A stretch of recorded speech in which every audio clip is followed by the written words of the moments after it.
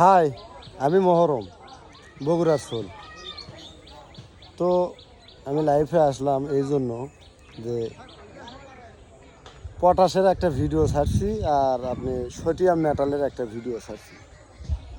তো sodium metal আর পটাশের video ছাড়াতে যে ফকিরগুলো আপনার উল্টো পাল্টা কথা বলে, মানে ওরা যে ভণ্ডামি করে খায়, এই সোডিয়াম মেটাল আর পটাশের ভিডিও ছাড়াতে মনে করেন বেশ কয়েকজন ভণ্ডরা আমার কাছে ফোন দিছিল যে ভাই আমরা না কিছু করে খাই, আপনি ওই ভিডিওটা দয়া করে না ডিলিট করেন ভাই। তা আমি বলছিলাম যে না ভাই, তোমাকে দ্বারা সাধারণ জনগণের, সাধারণ পাবলিকের হাজার হাজার টাকা তোমরা মেরে ধরে খাচ্ছ, আমাকে ভাগ দেওয়ার কথাও বলছিল। ভাই আমি ভাগ দেবো, আপনি যদি 50,000 কামাই করি 25,000 টাকা আপনাকে দেবো, আপনি ভিডিওটা ডিলিট করেন। তো আমি মনে করেন যে তাদের কথায় কোনো রাজি হয়নি। যে আমার হিসাব হলো যে আমার ভণ্ড বলুক, প্রতারক বলুক আর যেটাই বলুক, যদি ভণ্ডও হই, আমি ভণ্ড হয়ে যদি মানুষের উপকারে আসতে পারি, তাতে তো আমার মানুষ ভণ্ড বললে আমার সমস্যা নাই। তো আমাকে বলছিল যে আপনি ভিডিওটা ডিলিট করেন, আমরা এগুলো করে মানুষের কাছ থেকে সিটিং ফিটিং করে টাকা নেই, তারপরে টাকা নিয়ে তারকে কাছে পটাশ প্যাটের দেই, তারপরে ওই পটাশগুলো কলার ভিতর দিয়ে আমরা হাতে ধরে থাকতে বলি, যে এইভাবে সিটিং ফিটিং করে ওরা খায়। তো আমাকে অফারটা দিছিল যে 50,000 কামাই করলে 25,000 টাকা আপনি। তো যাই হোক, আমি ওদের কথায় রাজি না হওয়াতে একটা আইডি, মানে ওই ওয়ার্কের 4-5টা করে আইডি, ফেসবুকের আইডি 4-5টা করে, তা আইডির নাম হলো আপনার তান্ত্রিক গুরু কবিরাজ বাড়ি। তো ওই শালা এখন করছে কি, আপনার আমার বিরোধ দিয়ে, মানে আমাকে যে ভিডিও ডিলিট করতে বলছিল তো ডিলিট করিনি। উনি আবার করছে কি, লিখে দিছে যে আমি তো মনে করছিলাম মানে পাবলিকও কীভাবে বিভ্রান্ত ফেলান যায়, সেই জন্যই লিখে দিছে যে আমি তো মনে করছিলাম যে ওরে আইডি পোস্ট করছে যে আমি তো মনে করছিলাম যে মহরম কবরেজ ভালো, তো আর তথ্য খবর লিয়ে দেখি এ তো শালা একজন ভণ্ড, মানে আমি মহরম ভণ্ড। তা আমি ভণ্ড হয়ে যদি মানুষের উপকারে আসতে পারি, তাতে ওই ভণ্ড হলে সমস্যা নেই।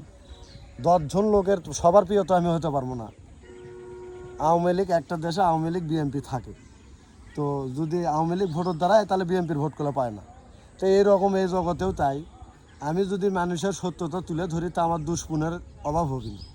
তো ওদের কথা না শোনাতে ওই আমার একটা বিরুদ্ধে একটা পোস্ট করছে যে মহরম ভণ্ড, মহরম খালি বিদেশি লোকজনকে করে ওর কোথায় টাকা বসালে কে রে, আমি টাকা লেই কি লেই নে না ফ্রি কাম করি, সেটা তুই কেমনি কবু, সেটা তো আমি জানি। আমি শয়ে লোকের কাজ ফ্রি করে দিই, যারা গরিব মানুষ তাদেরকে কাজ ফ্রি করে দিই। তো ওই মনে করছিল যে আমি আর ব্যান ওই যে ভিডিওগুলো পোস্ট করেছে আমার বিরুদ্ধে উল্টোপাল্টা কমেন্ট করতেছে, তো ওই মনে করছিল এলে দেখে ব্যান আমি ভিডিওটা ডিলিট করবো, তো আমার জীবন চলে যাবি, কিন্তু আমার আইডির থেকে আমি ভিডিও ডিলিট করব না। একজন লোক সবার প্রিয় হতে পারে না, 10 জন বন্ধু থাকবি, 5 জন দুশ্মন থাকবি। তো 5 জন যদি ওই ভুলভাল কথা বলে, সেই চোরের ভয়ে আমি মাটির ভাত খামো, এই পাত্র আমি লই। আমি ফেসবুকে ঢুকছি সাধারণ জনগণক সাবধান করে দিয়ে তারপরে যদি পারি তারপরে মাঠ থেকে নেমে যাবো। টিকটকে সবাইকে সাবধান করা আমার হয়ে গেছে। আজকে আমি ফেসবুকে আমি সাধারণ জনগণকে সাবধান করে দিয়ে আমি নামবো। এর আগে আমার কোনো হুমকিও চলবি না, কোনো কিছুও চলবি না। যত আমাকে করুক, প্রতারক তুলে দিতে যা করা লাগবে সেটা আমি করে যাবো। তো যাই হোক, আমার কথা শুনে যদি কেউ দুঃখ পায় থাকেন, আর চিটারেরা দুঃখ পেলে আমার সমস্যা নেই, যারা বাটপারি করে খায় ওরা দুঃখ পেলে আমার কোনো সমস্যা নাই, অভিশাপ দিলেও সমস্যা নাই, তার কারণ ওরকে অভিশাপ আমার লাগবে না।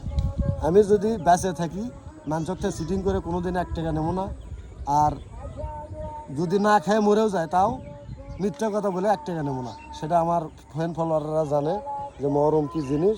আর 10 জনের মধ্যে একজনের কথা হয়তো বা খারাপ লাগতে পারে, এটা লাগতে পারে, এটা স্বাভাবিক, তাতে আমার সমস্যা নেই।